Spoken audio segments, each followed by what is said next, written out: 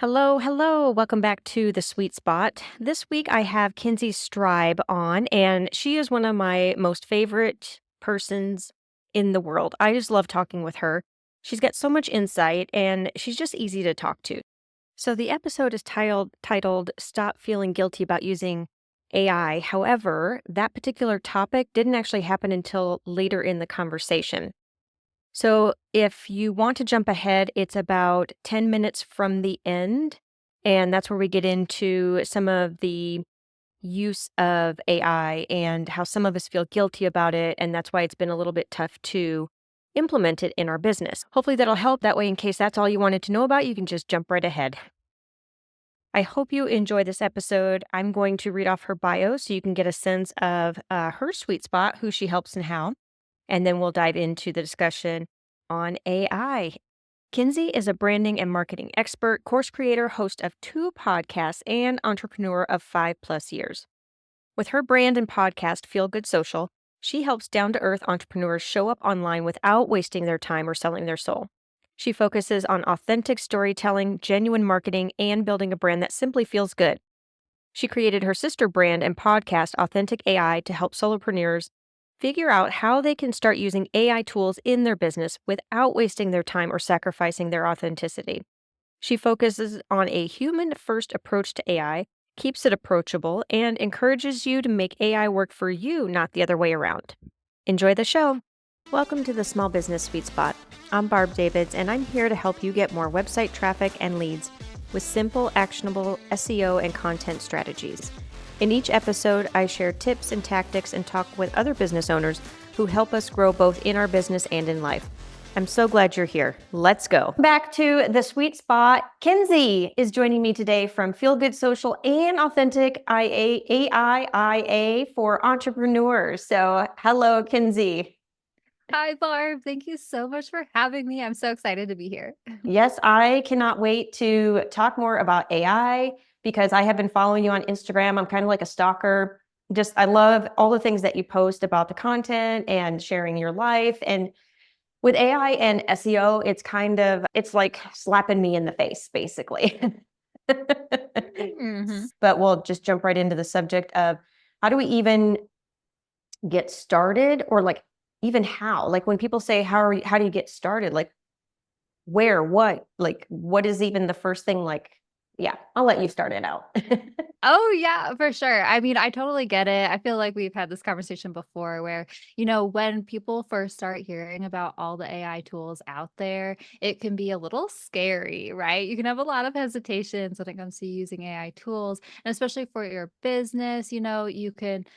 I honestly, when I first started hearing about AI tools, I was not into them. I was like, ugh, no, it's going to be more turn the internet into a faker place than it already is, all that stuff, right? And then I realized, that AI tools are here, and the best thing we can do is turn toward them and get curious about embracing them and making them work for us, right? So once I started kind of thinking about using AI tools in my life and my business, I actually, for real, I just started dipping my toes in and getting my hands dirty using these tools, and I realized that there's 2 different things that can happen to people often when they first start using AI tools, is firstly, you can like, start trying to get curious about AI, and all of a sudden, you start being bombarded with all of these, "Use all the tools," AI-ify your entire life and your business and all that stuff, and it can be really overwhelming, and it can turn people kind of into that deer in headlights situation where they're like,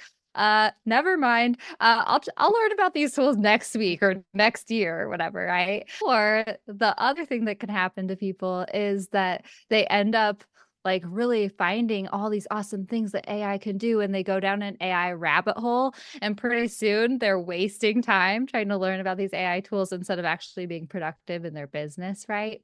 So when it comes to just starting to dip your toes into the world of using AI tools, I always like to tell people one tool, one task, one day at a time.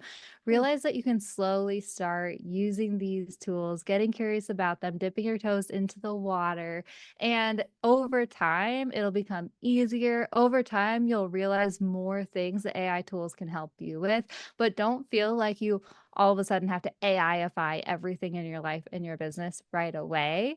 So just getting started, I like to start with ChatGPT is my favorite easy to use AI tool. It is kind of like an AOL messenger having a conversation back and forth with a robot situation, right? And ChatGPT can help you with so many things from copywriting to really just streamlining your workflows, getting your own work done more quickly, right? It's helped me with tech troubleshooting before, creating SOPs, outlining, meeting notes and stuff from the transcripts of meetings that I've had, lots of different things.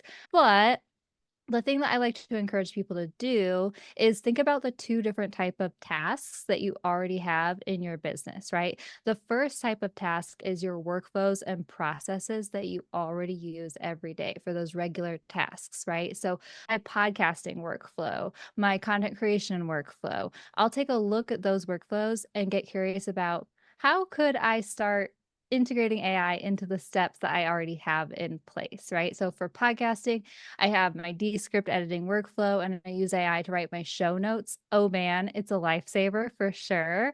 For content creation, I've integrated AI into the steps that I use regularly and I will have it help me brainstorm ideas, write the hooks, write the captions, all those things. But I have literally like outlined different ways that I can use these tools in the workflows that I already have established that are already working for me and into the individual steps, not feeling like I have to completely reinvent the wheel with AI tools, right? So that's the first thing I encourage people to do is write down your workflows, get curious about how could AI tools help me hurry along the process a little bit, make this a little easier, a little faster. The second type of task that we can look at is the day-to-day tasks, where literally you're working along in your business and all of a sudden you hit that writer's block or that pressure point where you have to look something up or whatever it is, right?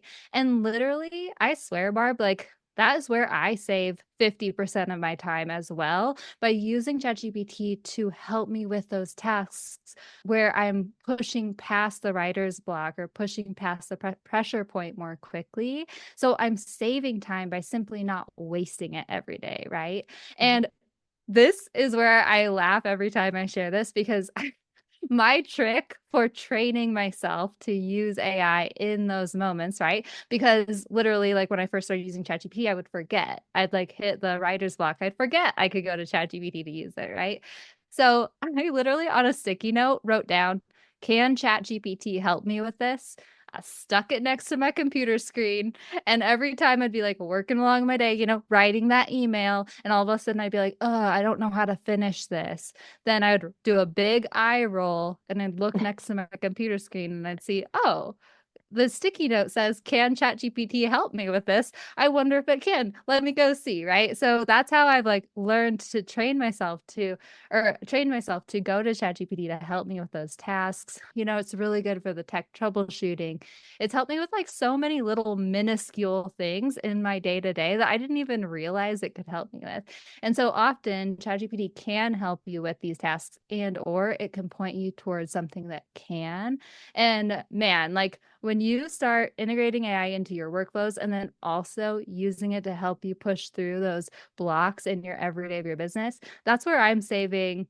Literally, I did the math. I'm saving 3 hours a day, 15 hours a week, and 70 hours a month with these tools on average. Like, realistically, and it is insane. I mean, I had trouble believing that number myself, but like when I started thinking about honestly, just in the past year, how much I've been able to do and, like, not really feel as burned out as usual as I have in the past 4 years before I started using AI tools. I'm like, "Wow, this is crazy." Like, the amount of time, energy, and money these tools can help you save. Yeah, I have so many questions. I know, sorry, I told you I was just gonna go off. It's I okay. get so nerdy with it. It's all good. And I don't want to interrupt, obviously, because, just the back and forth with the listening. So, okay, let me start with this. Mhm, You said day to day, and you were doing like your like end of emails, and I love the post-it note idea. I think that's a great idea. mhm, And not from the perspective of saying you have to use AI. I think some people think they have to use it, but it's more about how, like you were saying, how can it help you? And if you take it from that standpoint, maybe it doesn't feel so like overwhelming. It's just more of Mhm. a helper kind of or assistant. Like they've been, there's a lot of people saying it's like an assistant. But like the day to day, when you talked about the email, what are some other examples that people maybe can't think that ChatGPT can actually help with?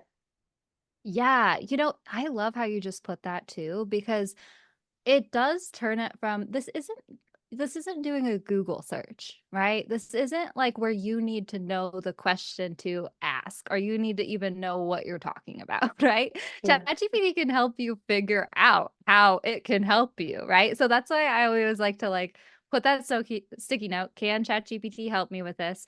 And then literally, even if it's something that I'm like, I don't think ChatGPT could help me with this, I'll still go to ChatGPT and be like, hey, I'm having this issue. And, even if I don't really know how to describe the issue or, have the exact language, I'll just brain dump into it, like, word vomit, like, "It's kinda has something to do with this." Like, you don't even have to use, correct grammar or complete sentences with ChatGPT, but it can ask questions back to you. It can help you figure out all the things, right? And so even if it can't help you specifically with the problem you're having, usually it can point you towards something that can and or help you figure out what the heck the problem is, right? So yeah, I use it all the time when it comes to helping me finish, especially with copywriting. I do a lot of copywriting in my day to day, and that's usually what people think of when it comes to ChatGPT. So it's like, help me finish this social media post, right? Or help me get started with this social media post. Because getting started or finishing things is usually where that you waste a lot of time banging your head against the keyboard. Also, thinking about breaking it down to little steps. So as I'm writing along, I'm like, oh, I want to say this thing, but I don't know how to say it, or this one sentence or this one idea. It doesn't have to be the entire social media post. It can just be one sentence or brainstorm more ways to say this kind of thing. And Mhm. fun fact, that's actually a way that I like to get ChatGPT to help me edit copy that it's already written as well. A lot of the times people will say, write me a social media caption. And they're like, this is crap, or rewrite the whole thing in a more friendly tone. Then they'll be like, this sounds like a cheerleading captain, rewrite it in a more professional tone. And then it sounds like a college professor. And they go back and forth getting frustrated because they're like, it's not giving me one perfect response, right? Well, if you don't expect it to give you one perfect response and instead you take what it's written, you edit it, and you can get it to edit it for itself. Like, oh, I don't like this one sentence it wrote, brainstorm more ways to say this, then that can be super helpful. But yeah, it goes even farther than just copywriting. So for example, yeah, I haven't analyzed transcripts for, yeah, my podcast show notes, but also my meeting notes with my clients to create action plans and, step by step to dos and all that different stuff. I have it, yeah, draft emails for my email list, but also even if I have proposals, if I have someone inquiring about social media stuff, and then maybe we had a discovery call where we discussed what they're looking for, and then I can have it draft a proposal for me specific for that client. Tech troubleshooting, I had to add a countdown timer to my website using Squarespace coding, which, I was trying to create a sales page for my new course or whatever. And I was like, I want to add a countdown timer. I don't want to go to a tech forum because I freaking hate wading through all of the things to try to find the code that's going to work for me. And then not even really knowing what I'm doing when it comes to coding and being like, what the heck is wrong with this? No, ChatGPT wrote a code for me. It didn't quite work. So then I was going back and forth with it a little bit, having it help me tweak it to make it work. And it helped me create that countdown timer for my Squarespace website with code. So I didn't have to pay for any extra things or anything like that, right? Same thing for coding for ConvertKit emails. I had it help me write a code that creates a little prompt box in my emails. That's super fun. Yeah, there's lots of fun ways you can use it, and really use getting in that coming at it in that curious way is so nice because then you can open your eyes up to, oh, all the ways it can help me, and specifically the things that you need help with, right? Because I could list off so many different tasks that it helps me with, but your day to day in your business that might look different, and ChatGPT can help you figure that out, just by asking it.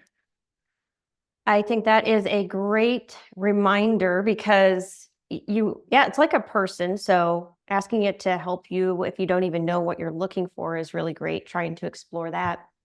So you mentioned something about if you go in with the expectation knowing you're not going to get the answer right away.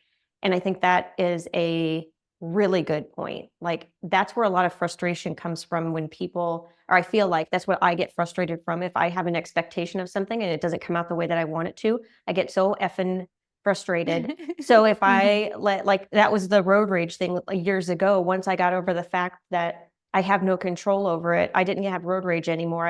It was a much nicer, calmer way to get to work.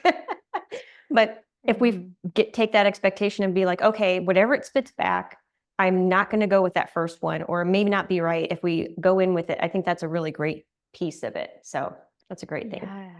Oh my gosh, Um, that's hilarious that you brought up the road rage thing. I mm, had like a come to Jesus moment myself with road rage, like way like a few years ago for sure, where I was like, I am going to accept that I'm gonna get there when I get there, you know? mhm. And like that has changed my life. And it's Yeah, so funny that you compared that to ChatGPT because like, yeah, yeah, that's so true. yeah. Hopefully, we've helped somebody else who has road rage get to work in a much calmer fashion. Mhm. I use the mantra, I drive like a grandma. I drive like a grandma. Like now. There we And it go. works. Perfect, perfect. Okay, so we talked about the day to day and the helping with workflows and getting things done. So, where do I want to go next with this? I think let's go into authentic AI for entrepreneurs. That's a brand of yours, and you have some tools on there. And I know you said one tool, one day at a time. What are some things that, like, how do we find tools, or how do we look for them, or how do we know there might be or not be the right ones for us? Yeah, this is one of those things that I'm going to share my answer. And I'm not sure if it's exactly what everyone wants to hear, but literally, like, man, I'm one of those people who I can get so overwhelmed by all of the options out there. And when it comes to AI tools, there are so many AI tools out there that all pretty much do kind of the same thing. If you are looking for like a big list of tools that have been kind of recommended, I actually do have a free resource called the Authentic AI Toolkit. And it's just where I'm kind of like hosting links to all of the different tools that I hear about from my guests on my podcast and different things that my audience has tested or that I've tested. So you can find that at DIY.ai/toolkit if you're interested in that. But honestly, when it comes to AI tools, like I like to share that people can totally implement boundaries if needed. So literally like I limit myself to regularly using only 2 AI tools that I pay subscriptions for, right? So for me, it's ChatGPT and Descript. Of course, there are AI integrations with a lot of the tools that I already use. Every software seems to be adding their own little AI twist to things lately. And some But that shouldn't be, because there's and no reason to have AI on it, whatsoever. Yep. I hear you. I hear you, Barb. I'm one of those people, I had to have like a sit down talk with myself when it came to the amount of subscriptions that I was signing up for. And I've literally been trying to like streamline my subscriptions for the past year. It's an ongoing process. But you know, I always recommend to people like use the easiest ones or just like start with one thing at a time. And if it's working for you, awesome, just stick with it. If it's not, then that's when you can maybe get curious about other tools and you can ask around and see what are other people using because if you try to find the tool yourself, often it'll end up in a rabbit hole that wastes your time instead of saves your time. So yeah, I mean, if you're looking for specific tools for things, you can always feel free to send me a message on Instagram. I'll try to give you a recommendation if possible.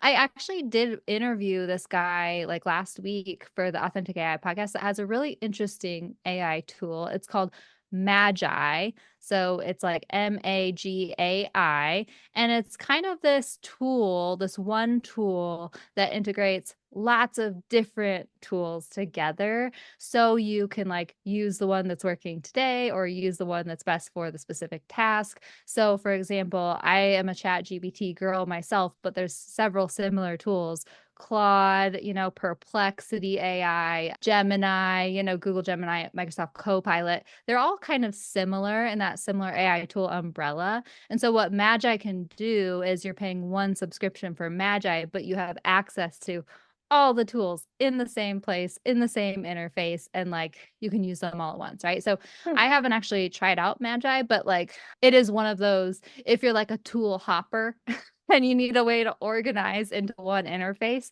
that can be a really interesting tool to try out. But yeah, I mean, boundaries with subscriptions and boundaries with tools is something I am all for. So even as someone with an AI podcast, I limit myself to those two tools that I pay a subscription for. Yeah. Yeah. Yeah, I bet it can get pretty overwhelming. I know with mine, even with SEO tools and stuff, I started going down some of the AI tools and I would put the ones that I'm testing in a particular bookmark folder. So I knew which ones I was thinking of using. But it's hard too because I'm trying to remember which ones I'm using. And there was like one Opus Clips that I wasn't using. I tried once before, I got away from it, and now I'm using it again. And I think I tried that Magi, but I think it was too early in the game. So I Mm. don't think they were quite ready yet because this, I think, was a little while ago. I don't know when they came out, but it sounds really familiar. I like the idea of being able to use one tool that picks up all of them because they all have, what's the difference between all of them? I mean, you said that they're similar, but there must be some difference. Yeah, I mean, it really is just like it's called large language models, right? And it's kind of just like different AI companies doing very similar things, but it's like, Microsoft versus Apple kind of Mm, situation for like AI tools. They are all very similar. The differences are often, and they're always being updated all the time too. So, like it's hard to talk specifics and yeah. like not have it be outdated by next week. But often the differences are just like sometimes it's subscriptions and like what you're allowed to use the tools for paid versus free. Sometimes it's like specific elements. Like I think most tools actually have a file upload feature at this point or like a Okay. voice to text, voice talking feature kind of thing. But just different features like that. And then also sometimes it's like how quickly they give you information and the amount of information that they are trained on, Mm, so the quality of the responses could be different. And or like, I've heard some people say that Claude is really good at copywriting with personality more than ChatGPT. I can't speak to that because I am getting really on brand responses from my ChatGPT assistant because I've trained it in the way that I want to train it. And mhm, so for me, ChatGPT is really working well for copywriting and writing in my brand voice. And I'm happy with it because of how I've trained it. So, mhm. there's just like different little nuances like that. But I will say that like sometimes, and I have a theory. This is not, I can't back this up with anything except that this is what I think is going on in my head, is that, like I said, these models are always being updated constantly, and they're in competition with each other, so they're constantly rolling out new model, new feature, new this, new that. They're constantly being worked on the back end. And so sometimes these tools will have days, I call them the PMS days for ChatGPT, where I'm like, it is just not wanting to give me the answer that I want. It's like not Yes. working with me. It's Yeah. like giving me sass, even. I've had it give me sass before. And usually my theory is that that's happening when they're doing a lot of back end work. And usually, Mm, like, that happens right before then, like the next week, they roll out this shiny new feature or something like yeah. that. But I will agree with that. There are times when well, maybe we can talk about this a little bit. The whole colon thing and trying to get headline suggestions, and you tell it, Mhm. like, for example, the colon, don't give me a colon. Or sometimes I'll say, don't give me the intro and the summary of your output. I appreciate the thought, but I don't need it ever. Like, I just don't need it. Mhm. So how do we get rid of colons? And is it something that is just gonna take time, or, like, what is with that? It not listening. Yeah, yeah, yeah. Okay, so that can definitely be model and how you're training the tool as well. So, like that said, I do recommend that you think about these tools. I'd love to chat real quick about how we can train these tools and also use these tools in a way to get better responses out of Perfect. them, right? And I think that's Yep. going to answer the questions a little Okay. bit. So, like, first things first, remember, like, think of this tool as like literally a human, right? Speak to it like a human, give it information that you would give a human assistant or someone else in a role in your business, And like having conversations back and forth with it like that is really, really helpful. But also in the way that you talk to it, like I talk to it like I would talk to my girlfriend who's like doing some work for me? And literally, like, the responses I'm getting back from ChatGPT in, like, the little, introduction, "I have written this caption for you," that, it, like, kind of repeats back the instructions that you just gave it, like you said. But even in that, it'll, like, reply back to me now in, like, my own voice. So it'll be like, "Ooh, I love that, Kinsey. Like, here is this caption." Thanks, girl. But anyway, like, think of it as a human because that allows you to speak to it in the way that it's going to give you a better response, and then that's not annoying. And then also it helps you tell it exactly what you need from it. So I always like to compare it to like a human intern. Consider you hired a new intern, shiny face. She walks in the door. She doesn't know anything about your business. It's her first day. And you're like, write me a social media caption. And, like, she'd be like, what? Like, what's your brand about? Who's your audience? Like, what's our strategy?" She doesn't know any of that. She would try to write you a good social media caption, but would she do a good job? Probably not because she doesn't know anything about your brand, right? So, remembering that you are needing to give it instructions, tell it your brand strategy, tell it all the things it needs to know in order to do the best work for you is a great starting place. Also, when it comes to training these tools on your brand, this is one of the biggest mistakes that people make, that they don't do that first, and then they get frustrated with the generic responses that it's getting, right? So there's like the minimum way to train these tools on your brand, and then there's like the super nerdy deep dive way that I love because it gets me awesome responses. So training AI on your brand, if you want to just go super minimal, easy with it, if you just like brain dump, just like off the top of your head, random thoughts about your business, brand strategy, anything that you think that ChatGPT needs to know about your business, brain dump that into the chat window and be like, this is a little bit about my business. My name is Kinsey. Our business name is Authentic AI. We help down to earth solopreneurs show up online and use AI tools without sacrificing your authenticity or quality of work. Just brain dumping whatever into a chat window is already going to get you better responses because ChatGPT will then understand a little bit more about your brand and strategy. But if you want to get super nerdy with it, I like to use, I'm calling it the brand blueprint method, right? So basically, I've created this one document that outlines the 5 core strategies of my brand. It deep dives into my brand's core identity, mission, vision, values, beliefs, opinions, so that ChatGPT knows how I think about things that I'm talking about, right? Also, deep diving into my ideal customers so that ChatGPT understands who we're speaking to. This is going deeper than demographics or lifestyle or values. It's also outlining the pain points, desires, how I help them achieve the things that they want to achieve. Also, deep diving into my brand's writing style and voice. So this is again going deeper than just write in a friendly tone, because your brand is like way more in depth than that, guys. So deep diving into my writing style, formatting, humor style, brand archetype, all those things that will help ChatGPT understand my brand's personalities and the nuances for how I write and how I speak to my people. And then I also like to outline my brand's offer suite and my brand's messaging, especially when it comes to using ChatGPT for strategizing in your business and creating content or doing any of those things.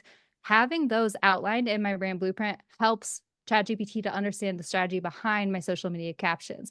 So then when I go to ChatGPT, I'm like, write me a social media caption. And with the CTA naturally leading to my AI Reels Club, ChatGPT can like strategize for me. It understands what my AI Reels Club is, and then I can write a caption that like makes sense and naturally leads there, right? So yeah, with the brand blueprint, it's a document that I just like one click upload to my ChatGPT windows using the file upload feature. And Mm. within 10 seconds, it can read this 80-page brand blueprint that I've created for Authentic AI, know all of that stuff about my brand, and then the responses that it gives me is like so much better. And honestly, Barb, I know the colon issue. I feel it. I used to get so many horrible subject lines from ChatGPT, but literally in the past month, I don't think it's written a subject line for me with a colon. It actually writes my subject lines like in a way that sounds like me. Like literally, I've been so impressed with ChatGPT's responses in the past month. Like today, I wrote an email for my email list and the subject line, I used it word for word. It did not include a colon. It used the right emojis. I was like, yes. It didn't have unlock the power of because Thank God goodness. forbid. Yes, I can't even tell you how many times I've said, "Don't use this word ever for me." Uh-huh. Yep. Never use unlock anything. We don't unlock anything in this brand. Is there a difference between the 4.0 and the 3.5 or whatever it is, the paid version and the not paid version for ChatGPT? Who, by the way, I call Chad for short because I'm so sick of saying ChatGPT. Yes, yes. So the ChatGPT 3.5, I believe, is actually recently not on the platform anymore, which is really Okay. interesting. There's all these updates and stuff. But at this point, the time of the recording, the free version is ChatGPT 4.0, Okay. right? There is a ChatGPT 4.0 mini and then a ChatGPT 4.0 regular, which like there's not really that much of a difference, but Okay. for example, like the free version, basically, at this point of this recording, the main differences between the free version and the paid version is the paid version allows you to go back and forth with ChatGPT more often within a certain time limit. The free version, you're allowed way fewer messages within like a 3-hour time frame, before then they refresh after every 3 hours. But it can get annoying for people, like that limited messaging. So I think it's kind of worth it to pay for the paid version. Mhm. But then also, the paid version has this super awesome feature called custom GPTs. And actually, free users can use custom GPTs that other Hmm. people have created.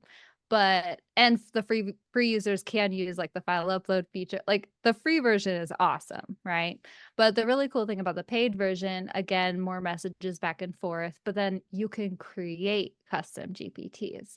So this is where it really gets awesome with exactly what you're saying, like not having to go back and forth with ChatGPT or remind it of things so often. Custom GPTs, you can train a chat bot on your brand, and it's actually kind of like at a higher level training, like the systems operation training, instead of just like having it talk back and forth and training it in a conversation. So, like, literally, I can train a custom chat bot with my brand blueprint and have this chat bot that knows everything about my brand, and I can use that chatbot again and again without having to retrain it. And it remembers the information about my brand better in a conversation instead of like, going back and forth with ChatGPT in a regular conversation. You get 500 messages in and it's forgetting what you said in message one. You know what I mean? Mhm. That is fun. Okay, so I did want to explore custom GPT. Do you use them? Or do you create them for yourself, or because they have some that you can do for yourself and then some that you can sell, right? Yeah, yeah, you can, if you're a premium user, you can create custom GPTs and you can create them for yourself. You can share them with other people. And I haven't explored like putting them in the Chat GPT store, but like, yeah, that's an option as well for you to be able to like kind of sell them or share them with like more people than just your audience. So, yeah. Mm, okay. All right. Well, let me ask you, what have we not talked about that you would like to touch on? Because I don't know what I don't know about AI. So give it to me, Kinsey. Yes, lady. Already so many things, but like, I could geek out about AI all day. But the one thing that I have been really loving to share with, especially audiences like yours and mine, women solopreneurs, women entrepreneurs, business owners who are out here doing our thing, you know, came to my attention recently that more men are using AI tools than women. There's actually been studies done on it that men are 2 times more likely to use the top 50 AI tools than women. Also, within the AI space, there's a giant gender gap when it comes to AI professionals who are like using these tools, creating these tools, owning these tools and whatnot. And this is an issue because AI tools also have been proven to boost your productivity by up to 40%. That's like working 2 extra days per week. So if you think about more men using AI tools than women, then that means that men are probably more likely to then get the promotion or be offered that pay raise, like kind of be like looked at in a more innovative or productive way at work, right? And so if more men are using tools than women, then the gender income gap is going to increase, not decrease like we want it to, right? And so the thing that really gets under my skin when it comes to this thing is actually a woman out of Australia, Dr. Nikki Sweeney, brought this to my attention. And she was telling me these stats, and I was like, oh man, like I didn't even realize that more men were embracing AI tools than women. Like, why do you think that is? And so this is what really gets me is like the reason behind more men using them than women, right? So of course, there's the kind of cultural society things that we were raised in, right? So women, aren't as welcomed in STEM subjects, or we were kind of raised to believe that we're not as techy, honestly, Mm, as men. So there's that, the cultural influences and stuff. But what really gets me is I still remember the first time I was being interviewed on another woman's podcast about AI stuff. And she looked at me and she was like, so what do you say to the women who feel guilty for using AI tools or feel like they're cutting corners, when they use these tools? And I was like, oh, this is a thing, right? Because when men use AI tools, they like think of themselves as like being innovative and productive, delegating, all these things. But when women use AI tools, a lot of times our internal belief system is like kind of feeling guilty or feeling like we're cutting corners, or we have to do the work in order to be respected for the work, right?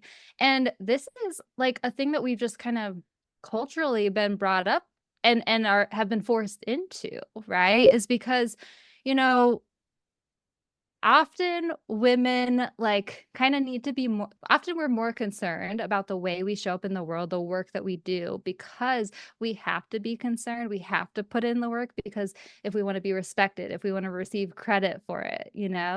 And so it's kind of one of those things that like I realized, oh, this is way bigger than AI. But when it comes to AI tools, we really need to be concerned about it because not only could this like increase that gender income gap like exponentially, or like make women fall behind in the workplace, but also AI tools are trained by the user. So if women aren't using AI tools, we're not going to be represented in future models, right? mm, And so when it comes to AI stuff, like it's really really important that we as women embrace using these tools, get curious about how we can use them, because I promise you, we can use them in a way that's not going to sacrifice our authenticity or our quality of work. I have been teaching these methods, I've been implementing these methods for my own business for the past year. And so I'm so concerned about authenticity and showing up online. And especially with the onset of AI tools, like we need to be worried about our authenticity. But there is a way to use these tools to boost our productivity without sacrificing that. And the more we can start using them, the more these tools will be able to get better and will be represented in the future models that are coming out. And also just like realizing that this is a shift that we need to make within ourselves as women, and also share with other women who might be hesitant to use these tools too, is they're a tool that is helping us to boost productivity. We don't have to be feeling guilty that they are doing the work for us, right? And it's one of those internal shifts that I think we really need to make as women to feel more empowered as CEOs, as business owners in our lives, and just like continue progressing and stepping into what we're supposed to be in this society instead of like falling behind in the patriarchal society we've all grown up in. You know what I mhm. mean? Yeah.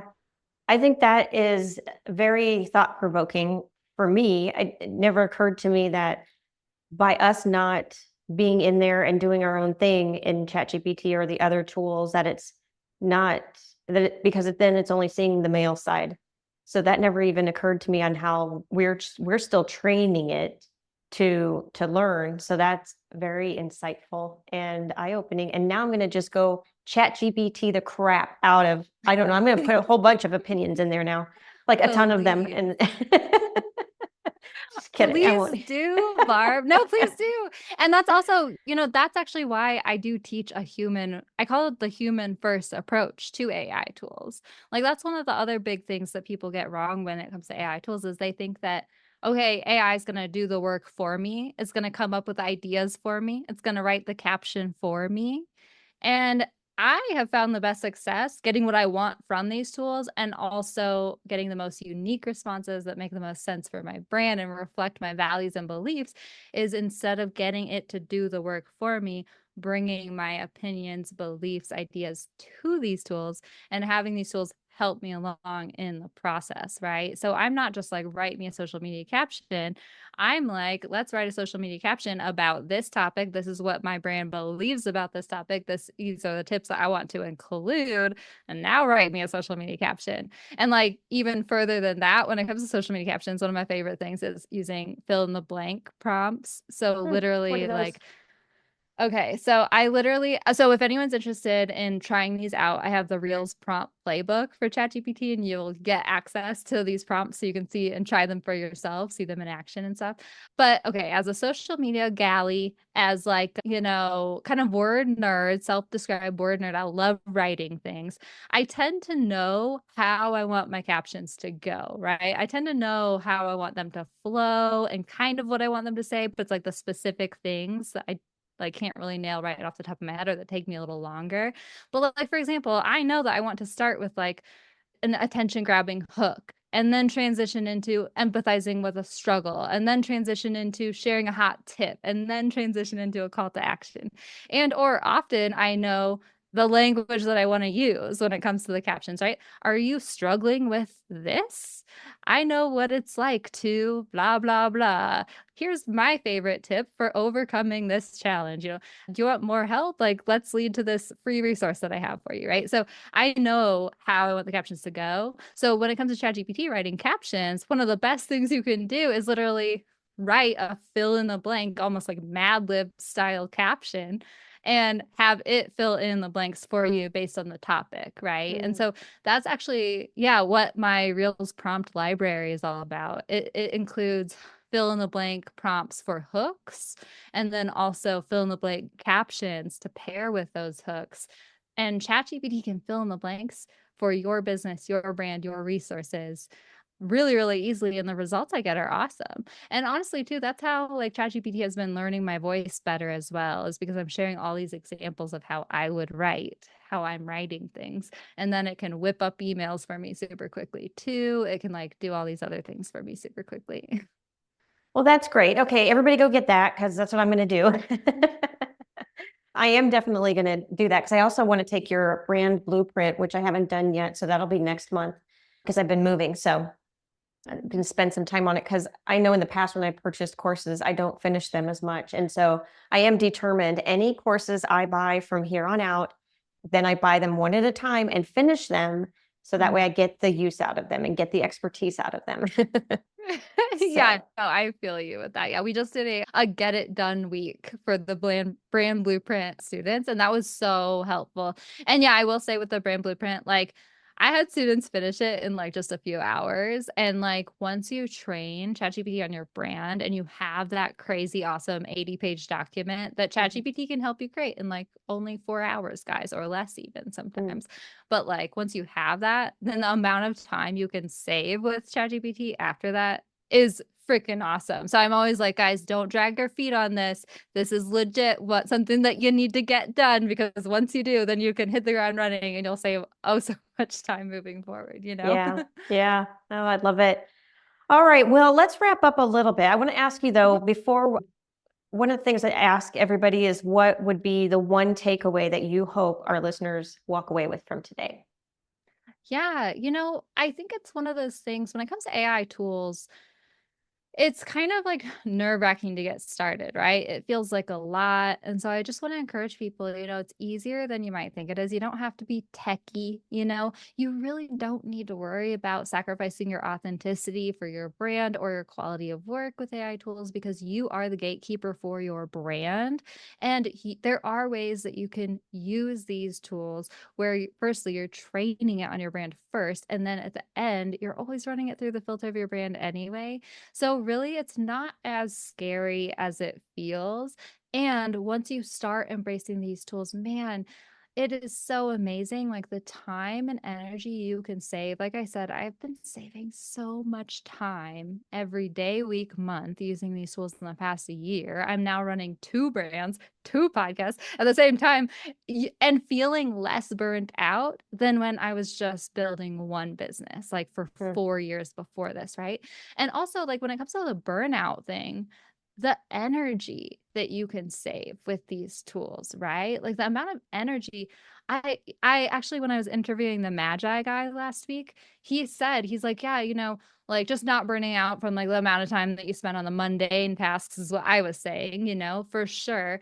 But also he was talking to me about the creative energy burnout. And mm, I'm like, oh my gosh, yes. As a social media manager who has in the past been managing 6 social media clients as a solopreneur myself, having to switch, having to give my creative energy to 6 different brands like all the time. Like, yes, I was having fun. Yes, I was being creative. Yes, I love it. And I would just get burnt out creatively, right? mm. ChatGPT can actually share that creative load too. Like, it's really, really interesting to think about not just the time you can save, but the energy you can save and like how your creativity can expand with these tools. So if you're hesitant to try these tools, just give them a try and then remember that like you can use these tools, you can make these tools work for you. That you don't have to feel like all of a sudden you have to AIify everything in your business. Yeah, good point. Very good point. All right, where can people find you? Where can they find the goods, Kinsey? Yes. Oh, so my website is DIY with .ai and you'll find everything there, DIY with .ai/blueprint is that brand blueprint course you're talking about. And then you can try out those fill in the blank formula prompts for reels, hooks, and captions with my free playbook, which is DIY with .ai/reels. So All right. And I will definitely have the links in the show notes. Thank you, thank you, thank you for spending your time and sharing all of your knowledge. This was super insightful. So thank you very much. oh my gosh, thank you so much, Barb. All right. And that wraps up this episode. Stay tuned for more episodes to help your business thrive online. We'll see you in the next sweet spot. Cheers.